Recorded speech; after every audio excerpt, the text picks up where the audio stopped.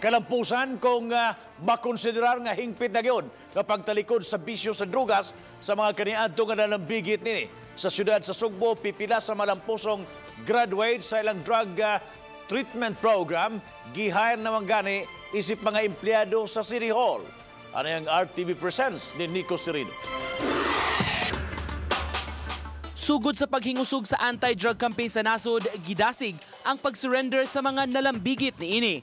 Ang lain-lain nga mga organisasyon milusad ug nagkadaiyang drug rehab programs aron pagtabang sa mga mutalikod na ning maong bisyo. Ang simbahan ug mga laiko may ilang kaugalingon nga kalihukan nga community ug faith-based program nga Surrender to God o Sugod. Samtang ang syudad sa Sugbo may kaugalingon nga kalihukan usab ang We Care program. Ubos ni ini, regular nga mobisita sa lain-laing barangay ang mga personnel sa City Office for Substance Abuse Prevention kun COSAP alang sa sinimana nga sesyon. Gikalipay sa tagduma sa COSAP nga daghan na sila og malampuson nga mga graduates sa programa ug hingpit na gyud nga nabag-o. Nahinabi namo ang pipila kanila dihang giimbitar sila sa opisina sa COSAP. May gidalit nga mga pahalipay alang kanila ang hepe sa maong buhatan agi og pag-ila sa ilang paningkamot aron pagtalikod na gyud sa bisyo. Pahalipay sab kini sa pagsugod na sa ilang employment. Pipila sa mga malampusong graduates sa We Care gihire isip empleyado sa dakbayan. Kining 5 ka mga batan-on nagtrabaho na karon sa Department of Veterinary Medicine and Fisheries o DVMF. Gipaubos sila sa training sa wa pa masud sa trabaho. Tahas nila karon musuroy sa kabarangayan aron mamakuna og mga hayop. Di ba lisod ang trabaho? Dili. Ang gani mo ang tracking lang lakaw-lakaw ba kada sitio gani. Mao ra kapoy-kapoy pero sa trabaho wala man. Pag-inject sa mga hayop, Permiro kuyawan kay mahadlo ka wa pa inject gantay rabies.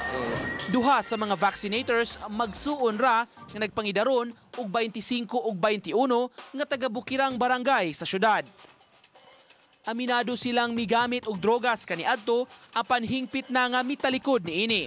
Mapasalamaton sila sa We Care nga karon natabangan sab sila aron makatrabaho ug mipasalig nga di na mobalik sa naandan. Di kay maayo. Usa sad di sa tasaligan sa tong pamilya nga pero katong pagkuan ako nasalig sila na ako. Salig sila niya. Wala na sila kanang pagduda ba. Happy kay nakatrabaho na ko ani tinarong. Makatabang na ko sa akong pamilya inahan. Matud sa COSAP, may moabot sa 20 na ka mga We Care graduates nga nakatrabaho isip job order employees sa lain-laing departamento sa City Hall. Ang uban kanila, plano pang ipasulod sa pipila ka pribadong kompanya kung diin sila makig-alyansa. Kini aron mas daghan pa ang mahatagan og kahigayunan nga makatrabaho. Alyansa po ta from other private establishment nga mahimo ba makapasulod ta og mga graduates nato. Before ato sa gipasulod, di-assessment na nato sa daan ang ilahang mga performance. Panghinaot sa COSAP, mas daghan pa ang madasig nga modesisyon alang sa hingpit nga kabag-uhan. We are a product of second chance. Ang pagsaad man god ang naay tendensiya nga dili matuman.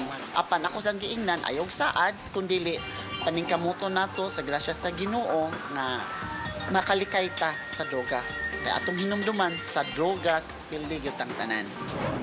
Uban ni Godfrey Relien, ako si Nico Sereno ug kini ang akong short docu.